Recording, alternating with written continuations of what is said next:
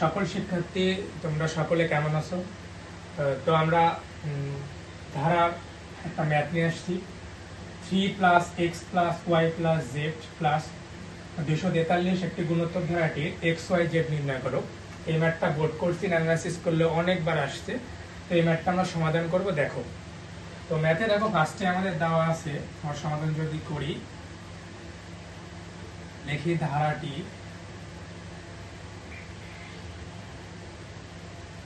3 + x + y + z + 243 একটা ধারা। তো আমাদের দেখো বলা আছে গুণোত্তর ধারা। এখন দেখো আমরা গুণোত্তর ধারা বলতে দুটো জিনিস শিখছিলাম, যে গুণোত্তর ধারার প্রথম পদকে প্রকাশ করা হয় এ দ্বারা, আর গুণোত্তর ধারার সাধারণ অনুপাত হয়। তাহলে সাধারণ অনুপাত প্রকাশ করা হয় আর দ্বারা। তো দেখো আমাদের এই ধারাটি, তাহলে প্রথম পদ যদি আমরা বের করি তাহলে প্রথম পদ a সমান, দেখো প্রথম পদ a সমান বলতে আমাদের দেখো এখানে দেওয়া আছে কত 3, তাহলে প্রথম পদে আমাদের কত হলো 3। এখন ধারাটির সাধারণ অনুপাত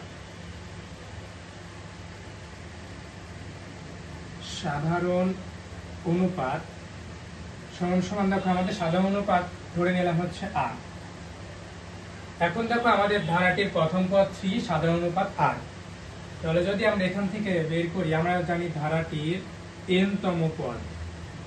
n-তম পদ বলতে আমরা গুণোত্তর ধারার n-তম পদ জানি ar n-1, মানে ar উপরে হচ্ছে n-1 সূচকের ক্ষেত্রে, এটা আমাদের সূত্র।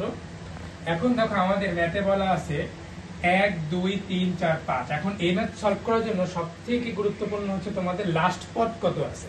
দেখো লাস্ট পদ আমাদের এখানে কত আছে, কততম পদ 1 2 3 4 5, তাহলে পঞ্চম পদে আমাদের কত আছে 243।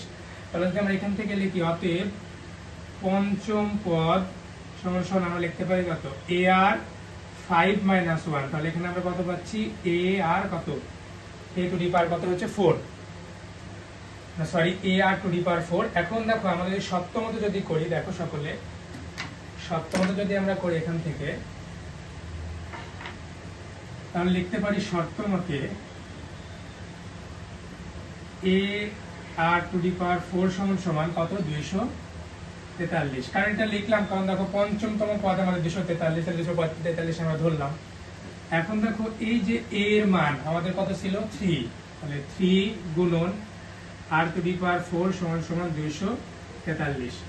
বা এখন এই যে 3 এর পাশে গেলে কি হবে, গুণ আছে মানে এর পাশে গেলে ভাগ, তাহলে 243 ডিভাইড বাই কত 3, কাটাকাটি করলে এখানে হবে r টু দি পাওয়ার 4 সমান 81।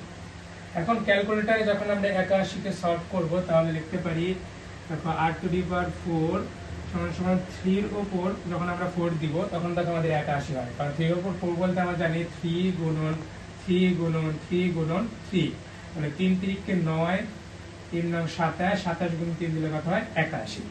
তাহলে এখানে দেখো আমাদের এই টু দি পাওয়ার 4 যদি কাটা যায় r ইকুয়াল আমরা কত লিখতে পারি 3। তাহলে দেখো আমরা এখানে a এর মানও পাইলাম আর কিসের মান পেলাম, r এর মানও পাইলাম। এখন দেখো ম্যাথের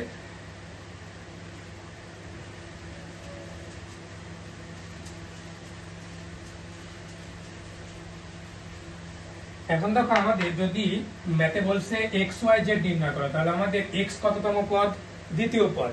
তাহলে আমরা লিখতে পারি দ্বিতীয় পদ বা 2তম পদ সমান আমরা লিখতে পারি ar 2 - 1 সমান x।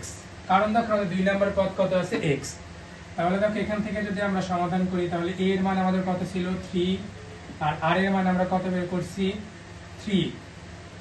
আর দেখো এখানে টু দি পাওয়ার 1 বলতে 2 এর থেকে 1 বাদ দিলে 1, তাহলে দেখো x। তাহলে দেখো সাদা যদি লিখি x = 3 × 3 কত আমাদের 9, শেষ। অনুরূপভাবে যখন আমরা তৃতীয় পদ নির্ণয় করব তাহলে আমরা লিখতে পারি কত ar 3 - 1 সমান আমাদের কত y।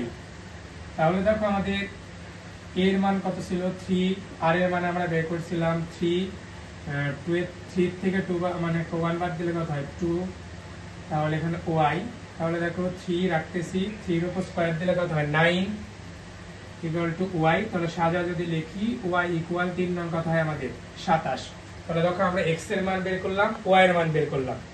সেম ভাবে যখন আমরা এখানে জেড এর মানটা যখন বের করব, দেখো জেড এর আমাদের আছে কত 1 2 3 4, তাহলে আমাদের কততম পদ লিখতে পারি চতুর্থতম পদ।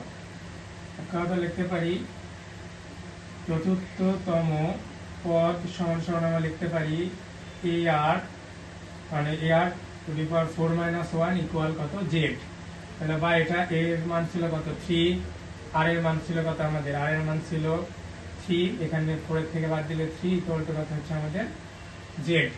তাহলে দেখো 3 গুণন আমাদের 3 এর উপর 3 বলতে বোঝায় কত 3 3 কে ভাগ 3 নাম কত 27 ইকুয়াল কত জেড। তাহলে এখানে জেড ইকুয়াল আমরা কত বের করলাম 81।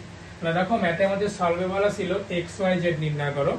তাহলে আমাদের এক্স এর মান পেলাম 9, ওয়াই এর মান পেলাম হচ্ছে 27, আর জেড এর মান পেলাম আমরা কত 81। এখন যদি ম্যাথে এইটা না বলে বলতো যে এই ধারাটি তৈরি করো, মানে ধারাটি করে দেখাও, তখন তো আমরা এই জিনিসটা এখানে লিখতে পারতাম যে 3 প্লাস এক্স এর মান কত বের করছি আমরা 9, প্লাস ওয়াই এর মান কত বের করছি 27, প্লাস জেড এর মান বের করছি কত 81, প্লাস আমাদের 243। এটাই আমাদের অ্যানসার। তো এটা অনেক গুরুত্বপূর্ণ, এক কথায় বোর্ড কোশ্চেন অ্যানালাইসিস করলে দেখবে অনেক বোর্ডে এগুলোই ম্যাথে আসছে। তো সকলে ভালো থাকো, সুস্থ থাকো, পরবর্তী ক্লাসের অপেক্ষায় থাকো। আসসালামু আলাইকুম।